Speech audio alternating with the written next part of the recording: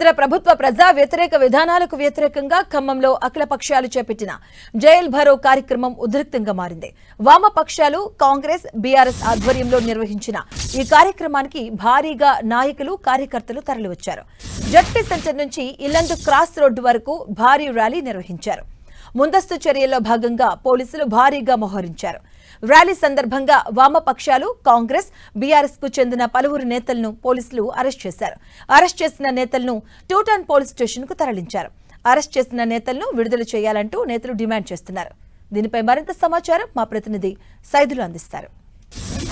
వామపక్షాలు చేపట్టినటువంటి జైల్ భరో కార్యక్రమంతో ఒక్కసారిగా ఖమ్మం జిల్లాకు సంబంధించి కూడా పెద్ద ఎత్తున అరెస్టుల పరంపర అయితే కొనసాగుతుంది. ఉదయం నుంచి కూడా జైల్ భరో కార్యక్రమానికి సంబంధించి కూడా మనం చూడొచ్చు. ప్రధానంగా మనకి మాజీ ఎమ్మెల్యే గుమ్మడి నరసయ్య కూడా ఉన్నారు. అరెస్ట్ చేసి తీసుకొస్తున్న పరిస్థితి అవుతుంది.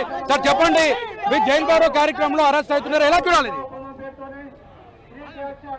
ఈడ బతుకుతున్నటువంటి వాళ్ళందరూ కూడా మోడీకి తలకాయ ఉంచుకొని బతకాలి, లేకపోతే ఇట్లే అరెస్ట్ చేసి లోపల పెడతారు.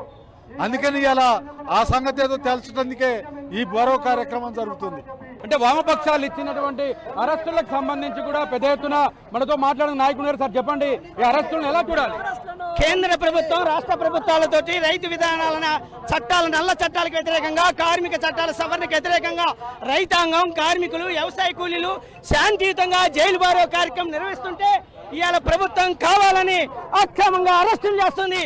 ఈ అరెస్టులను టీయూసీ జిల్లా కమిటీ తీవ్రంగా ఖండిస్తుంది.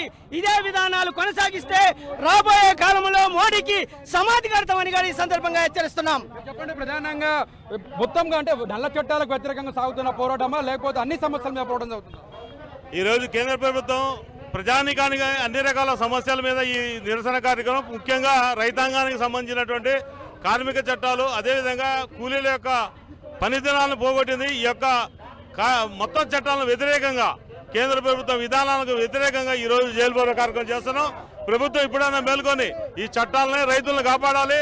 ఏదైతే వాణిజ్య బిల్లుని రద్దు చేయాలి, దేశీయ యొక్క పంటల్ని మద్దతు ధర, గిట్టుబాటు ధరను ఇచ్చేటట్టుగా చట్టం చేయాలని చెప్పి డిమాండ్ చేస్తూ ఈరోజు ఈ జైలు భరో కార్యక్రమం చేస్తున్నాం. చెప్పండి, మొత్తంగా ఎంతమంది అరెస్ట్ అయ్యారు ఇప్పటి వరకు, ఏంటి పరిస్థితి? దాదాపు 3000 పైగా ఇక్కడ అయ్యారు. 1500 మంది అరెస్ట్ అయ్యారు, ఇంకా 1500 మంది ఉన్నారు. ఈ రోజు దేశవ్యాప్తంగా నరేంద్ర మోడీ అయితే ఏదైతే అనుసరించిన విధానాలకి నిరసనగా గత 12 సంవత్సరాల నుంచి భారతదేశంలోని వ్యవసాయ కార్మికుల్ని, రైతులకి నష్టం చేసే విధానాలు అవలంబిస్తూ కార్పొరేట్లకి కట్టబెడుతున్నాయి. కాబట్టి ఆయన తక్షణమే గద్దె దిగాలని చెప్పి నిరసన తెలియజేయడం కోసం ఈ కార్యక్రమం చేపట్టడం జరిగింది.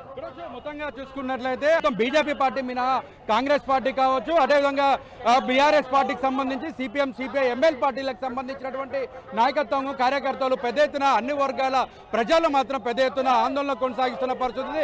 వ్యవసాయ రంగాన్ని కార్పొరేట్ సంస్థలకు కట్టబెట్టేందుకు చేసుకున్న స్వేచ్ఛ వాణిజ్య ఒప్పందాలను తిరస్కరించాలని, 4 కార్మిక చట్టాలను పూర్తి స్థాయిలో కూడా నిర్వీర్యం చేయాలని చెప్పేసి ఉంటే 4 చట్టాలు ఏవైతే అమలు చేస్తున్నారో వాటిని అన్నిటిని కూడా రద్దు చేయాలని కూడా డిమాండ్ చేస్తూ పెద్ద ఎత్తున అటు కేంద్ర ప్రభుత్వానికి వ్యతిరేకంగా నినాదాలు చేస్తున్న పరిస్థితి ఉంది.